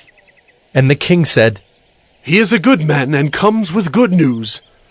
Then Ahimaaz cried out to the king, "All is well." And he bowed before the king with his face to the earth, and said, "Blessed be the Lord your God, who has delivered up the men who raised their hand against my lord the king." And the king said, "Is it well with the young man Absalom?" Ahimaaz answered, "When Joab sent the king's servant, your servant, I saw a great commotion, but I do not know what it was." And the king said, "Turn aside and stand here." So he turned aside and stood still. And behold, the Cushite came, and the Cushite said, "Good news for my lord the king, for the Lord has delivered you this day from the hand of all who rose up against you." The king said to the Cushite, "Is it well with the young man Absalom?" And the Cushite answered, "May the enemies of my lord the king and all who rise up against you for evil be like that young man." And the king was deeply moved, and went up to the chamber over the gate, and wept. And as he went, he said, "Oh, my son Absalom! My son! My son Absalom! Would I had died instead of you, O Absalom! My son! My son!" 2 Samuel 19. It was told Joab, "Behold, the king is weeping and mourning for Absalom." So the victory that day was turned into mourning for all the people, for the people heard that day, "The king is grieving for his son." And the people stole into the city that day, as people steal in who are ashamed when they flee in battle. The king covered his face, and the king cried with a loud voice, "Oh, my son Absalom! Oh, Absalom! My son! My son!" Then Joab came into the house to the king and said, "You have today covered with shame the faces of all your servants, who have this day saved your life, and the lives of your sons and your daughters, and the lives of your wives and your concubines, because you love those who hate you, and hate those who love you. For you have made it clear today that commanders and servants are nothing to you. For today I know that if Absalom were alive, and all of us were dead today, then you would be pleased. Now therefore arise, go out and speak kindly to your servants, for I swear by the Lord, if you do not go, not a man will stay with you this night, and this will be worse for you than all the evil that has come upon you from your youth until now." Then the king arose and took his seat in the gate, and the people were all told, "Behold, the king is sitting in the gate." And all the people came before the king. Now Israel had fled, every man to his own home. And all the people were arguing throughout all the tribes of Israel, saying, "The king delivered us from the hand of our enemies, and saved us from the hand of the Philistines. And now he has fled out of the land from Absalom. But Absalom, whom we anointed over us, is dead in battle. Now, therefore, why do you say nothing about bringing the king back?" And King David sent this message to Zadok and Abiathar the priests. "Say to the elders of Judah, why should you be the last to bring the king back to his house, when the word of all Israel has come to the king? You are my brothers, you are my bone and my flesh. Why then should you be the last to bring back the king? And say to Amasa, are you not my bone and my flesh? God do so to me and more also, if you are not commander of my army from now on in place of Joab." And he swayed the heart of all the men of Judah as one man, so that they sent word to the king, "Return, both you and all your servants." So the king came back to the Jordan, and Judah came to Gilgal to meet the king and to bring the king over the Jordan. And Shimei, the son of Gera the Benjaminite from Bahurim, hurried to come down with the men of Judah to meet King David. And with him were 1,000 men from Benjamin. And Ziba the servant of the house of Saul, with his 15 sons and his 20 servants, rushed down to the Jordan before the king, and they crossed the ford to bring over the king's household and to do his pleasure. And Shimei the son of Gera fell down before the king as he was about to cross the Jordan, and said to the king, Let not my lord hold me guilty, or remember how your servant did wrong on the day my lord the king left Jerusalem. Do not let the king take it to heart, for your servant knows that I have sinned. Therefore, behold, I have come this day, the first of all the house of Joseph, to come down to meet my lord the king. Abishai the son of Zeruiah answered, Shall not Shimei be put to death for this, because he cursed the Lord's anointed? But David said, What have I to do with you, you sons of Zeruiah, that you should this day be as an adversary to me? Shall anyone be put to death in Israel this day? For do I not know that I am this day king over Israel? And the king said to Shimei, You shall not die. And the king gave him his oath. And Mephibosheth, the son of Saul, came down to meet the king. He had neither taken care of his feet, nor trimmed his beard, nor washed his clothes, from the day the king departed until the day he came back in safety. And when he came to Jerusalem to meet the king said to him, Why did you not go with me, Mephibosheth? He answered, My lord, O king, my servant deceived me. For your servant said to him, I will saddle a donkey for myself, that I may ride on it and go with the king. For your servant is lame. He has slandered your servant to my lord the king. But my lord the king is like the angel of God. Do, therefore, what seems good to you. For all my father's house were but men doomed to death before my lord the king. But you set your servant among those who eat at your table. What further right have I than to cry to the king? And the king said to him, Why speak any more of your affairs? I have decided. You and Ziba shall divide the land. And Mephibosheth said to the king, Oh, let him take it all, since my lord the king has come safely home. Now Barzillai the Gileadite had come down from Rogelim, and he went on with the king to the Jordan to escort him over the Jordan. Barzillai was a very aged man, 80 years old. He had provided the king with food while he stayed at Mahanaim, for he was a very wealthy man. And the king said to Barzillai, Come over with me, and I will provide for you with me in Jerusalem. But Barzillai said to the king, How many years have I still to live, that I should go up with the king to Jerusalem? I am this day 80 years old. Can I discern what is pleasant and what is not? Can your servant taste what he eats or what he drinks? Can I still listen to the voice of singing men and singing women? Why then should your servant be an added burden to my lord the king? Your servant will go a little way over the Jordan with the king.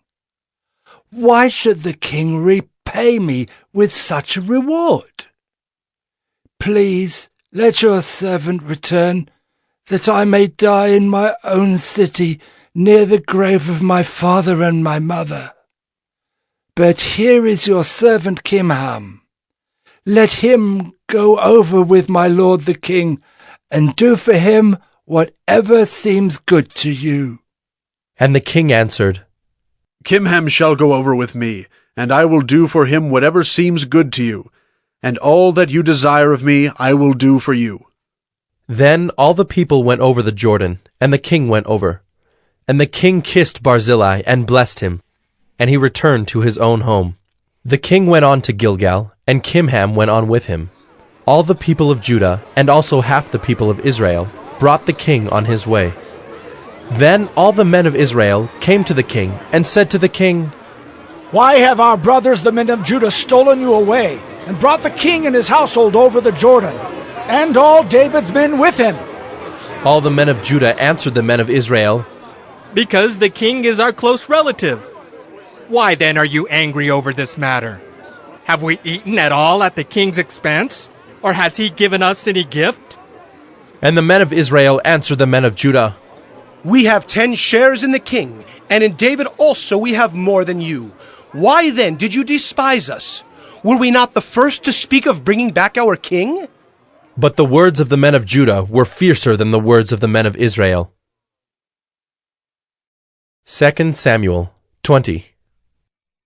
Now there happened to be there a worthless man, whose name was Sheba, the son of Bichri, a Benjaminite. And he blew the trumpet and said, We have no portion in David, and we have no inheritance in the son of Jesse. Every man to his tents, O Israel! So all the men of Israel withdrew from David and followed Sheba the son of Bichri. But the men of Judah followed their king steadfastly from the Jordan to Jerusalem. And David came to his house at Jerusalem. And the king took the 10 concubines whom he had left to care for the house, and put them in a house under guard, and provided for them, but did not go into them. So they were shut up until the day of their death, living as if in widowhood. Then the king said to Amasa, Call the men of Judah together to me within 3 days, and be here yourself. So Amasa went to summon Judah, but he delayed beyond the set time that had been appointed him. And David said to Abishai, Now Sheba, the son of Bichri, will do us more harm than Absalom. Take your lord's servants and pursue him, lest he get himself to fortified cities and escape from us. And there went out after him Joab's men, and the Kerethites and the Pelethites, and all the mighty men. They went out from Jerusalem to pursue Sheba the son of Bichri. When they were at the great stone that is in Gibeon, Amasa came to meet them. Now Joab was wearing a soldier's garment, and over it was a belt with a sword in its sheath, fastened on his thigh. And as he went forward, it fell out. And Joab said to Amasa, Is it well with you, my brother? And Joab took Amasa by the beard with his right hand to kiss him. But Amasa did not observe the sword that was in Joab's hand. So Joab struck him with it in the stomach, and spilled his entrails to the ground without striking a second blow, and he died. Then Joab and Abishai his brother pursued Sheba the son of Bichri. And one of Joab's young men took his stand by Amasa and said, Whoever favors Joab, and whoever is for David, let him follow Joab. And Amasa lay wallowing in his blood in the highway. And anyone who came by, seeing him, stopped. And when the man saw that all the people stopped, he carried Amasa out of the highway into the field and threw a garment over him. When he was taken out of the highway, all the people went on after Joab to pursue Sheba the son of Bichri. And Sheba passed through all the tribes of Israel to Abel of Bethmaachah, and all the Bichrites assembled and followed him in. And all the men who were with Joab came and besieged him in Abel of Bethmaachah. They cast up a mound against the city, and it stood against the rampart, and they were battering the wall to throw it down. Then a wise woman called from the city, Listen! Listen! Tell Joab, come here that I may speak to you. And he came near her. And the woman said, Are you Joab? He answered, I am. Then she said to him, Listen to the words of your servant. And he answered, I am listening. Then she said, They used to say in former times, Let them but ask counsel at Abel. And so they settled a matter. I am one of those who are peaceable and faithful in Israel. You seek to destroy a city that is a mother in Israel. Why will you swallow up the heritage of the Lord? Joab answered, Far be it from me, far be it that I should swallow up or destroy. That is not true.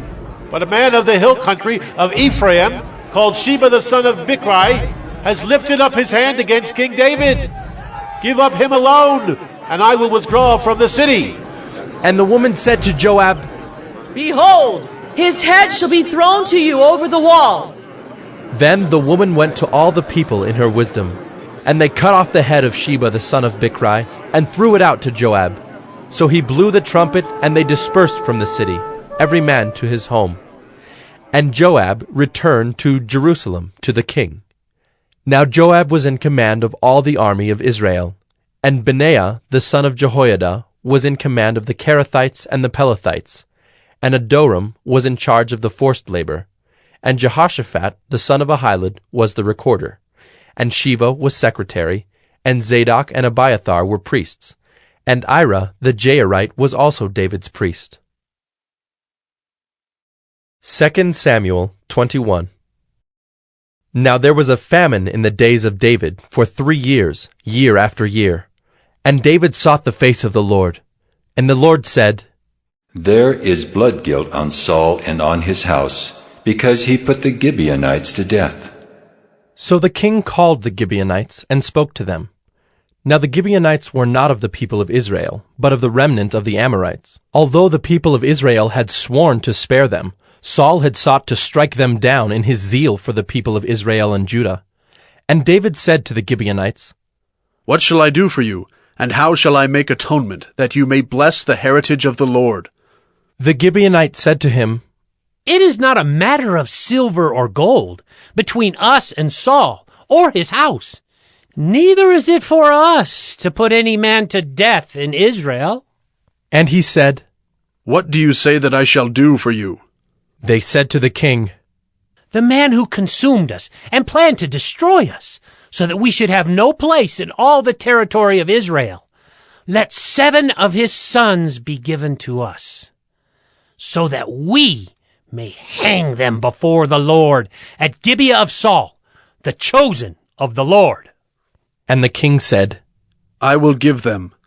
But the king spared Mephibosheth, the son of Saul's son, Jonathan, because of the oath of the Lord that was between them, between David and Jonathan, the son of Saul. The king took the 2 sons of Rizpah, the daughter of Aiah, whom she bore to Saul, Armoni and Mephibosheth, and the 5 sons of Merab, the daughter of Saul, whom she bore to Adriel, the son of Barzillai the Maholathite. And he gave them into the hands of the Gibeonites, and they hanged them on the mountain before the Lord, and the 7 of them perished together. They were put to death in the first days of harvest, at the beginning of barley harvest. Then Rizpah, the daughter of Aiah, took sackcloth and spread it for herself on the rock, from the beginning of harvest until rain fell upon them from the heavens. And she did not allow the birds of the air to come upon them by day, or the beasts of the field by night.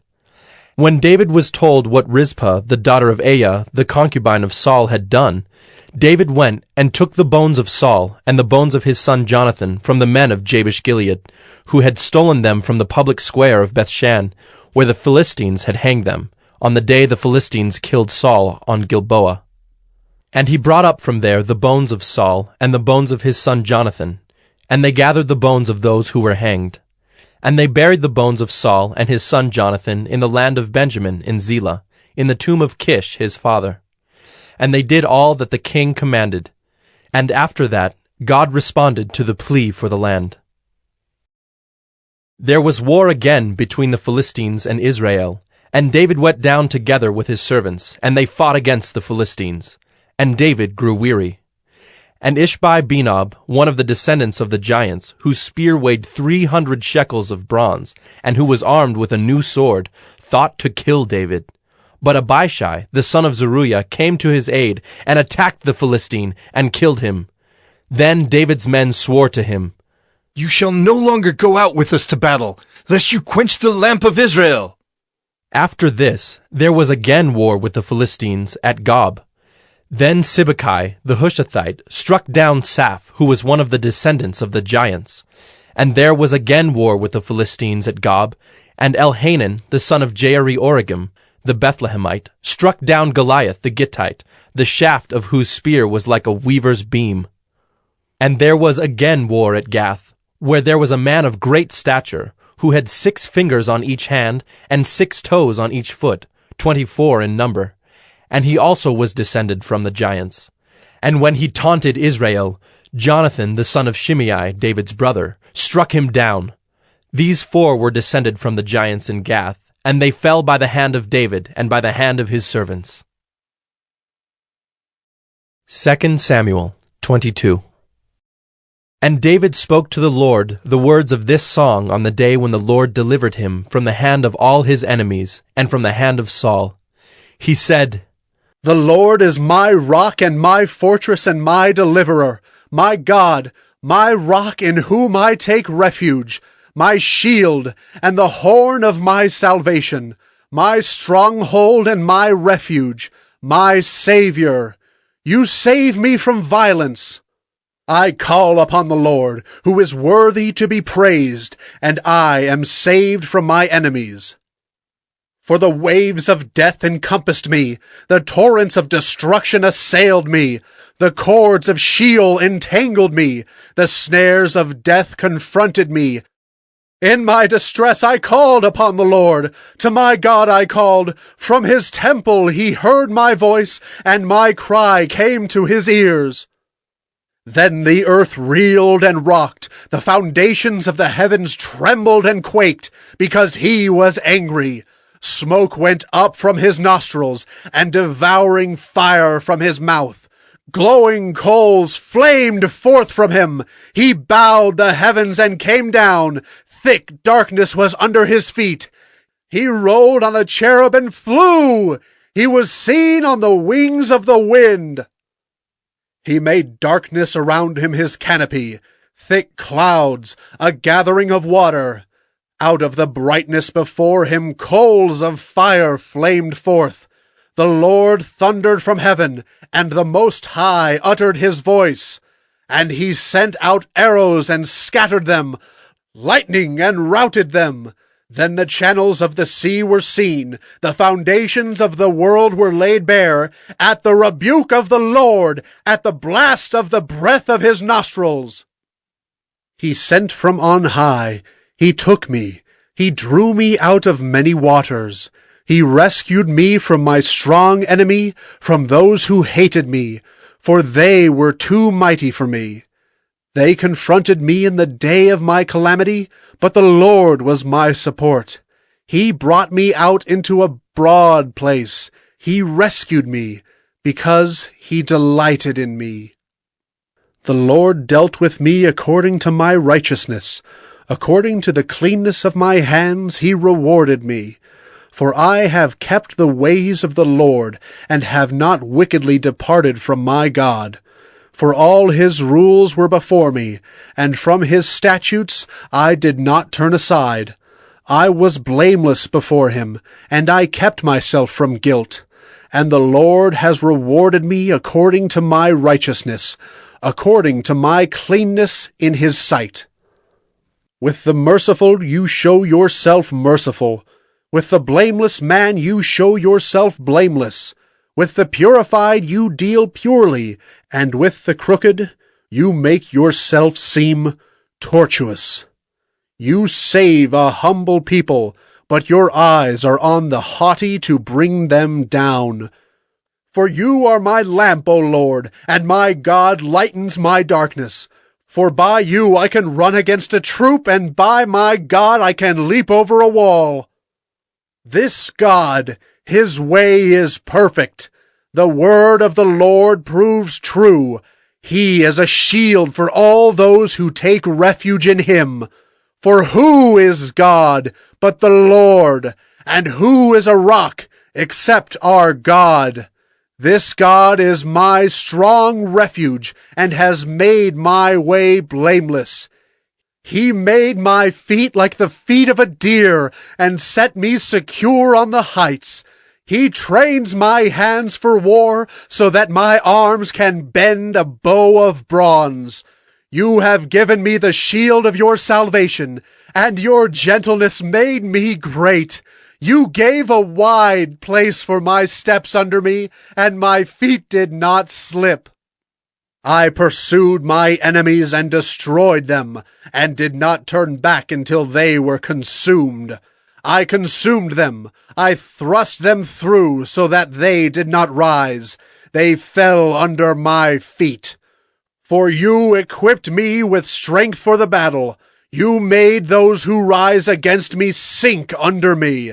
You made my enemies turn their backs to me, those who hated me, and I destroyed them.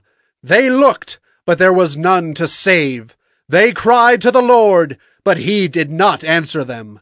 I beat them fine as the dust of the earth. I crushed them and stamped them down like the mire of the streets. You delivered me from strife with my people. You kept me as the head of the nations. People whom I had not known served me. Foreigners came cringing to me. As soon as they heard of me, they obeyed me. Foreigners lost heart and came trembling out of their fortresses.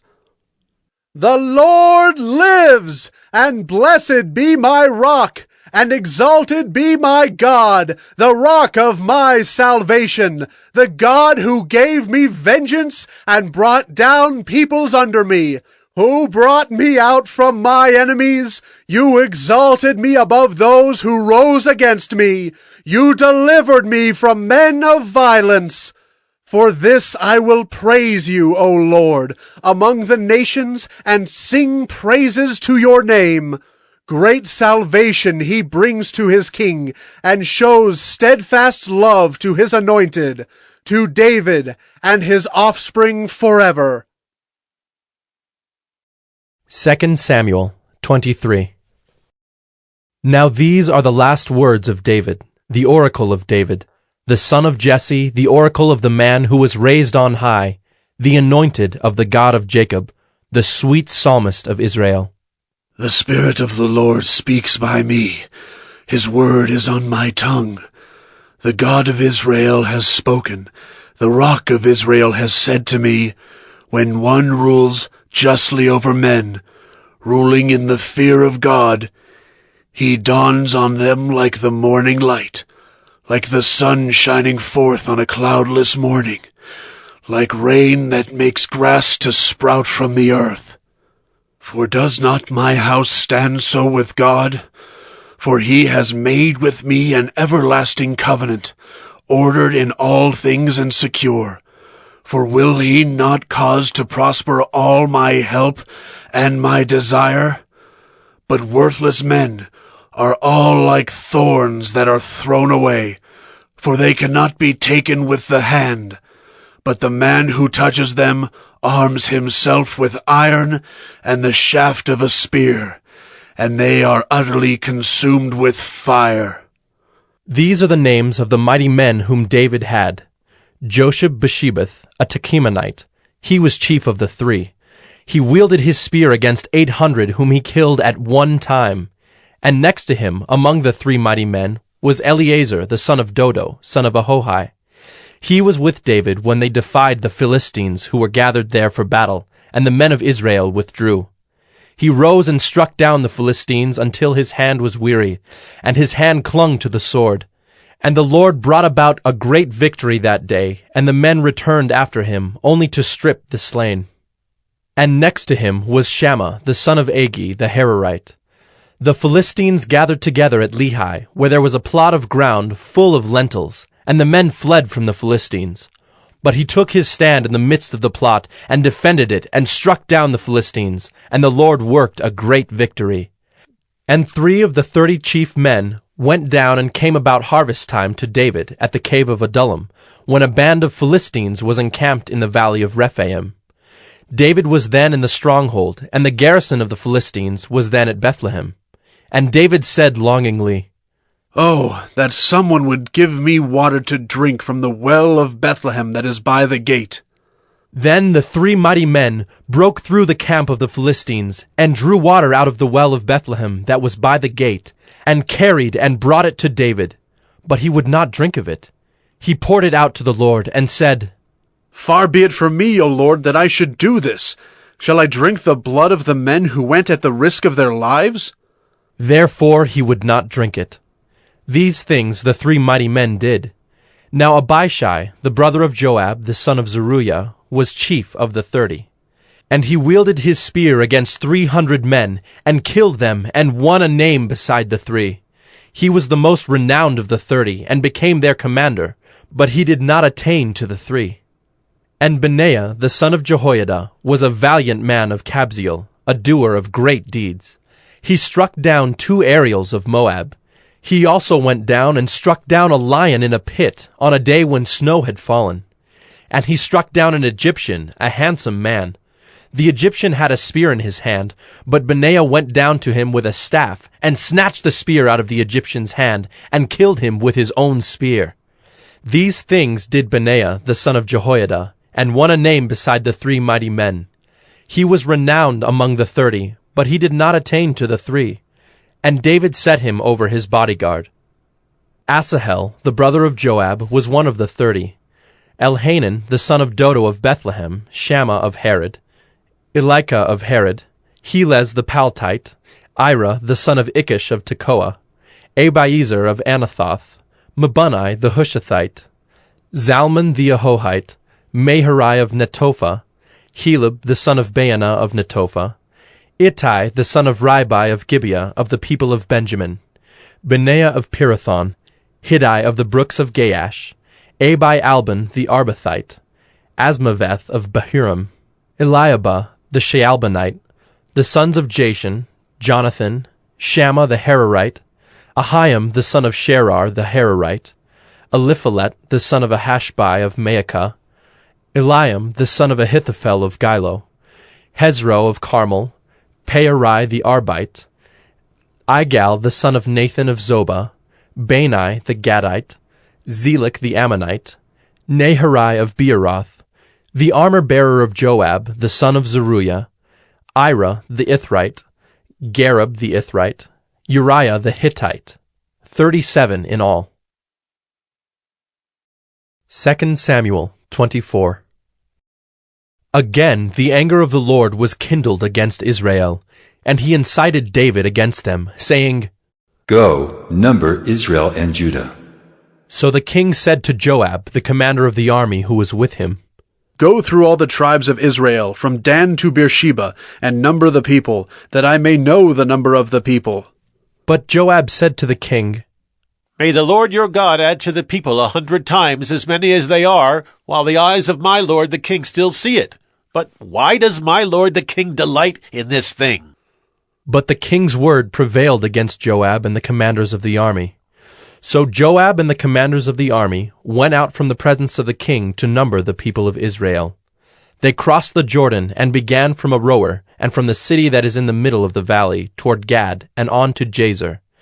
Then they came to Gilead and to Kadesh in the land of the Hittites.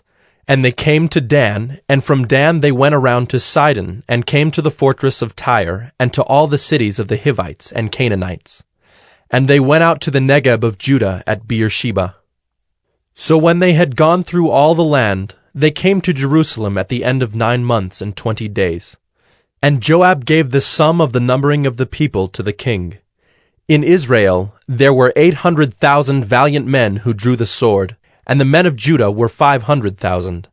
But David's heart struck him after he had numbered the people.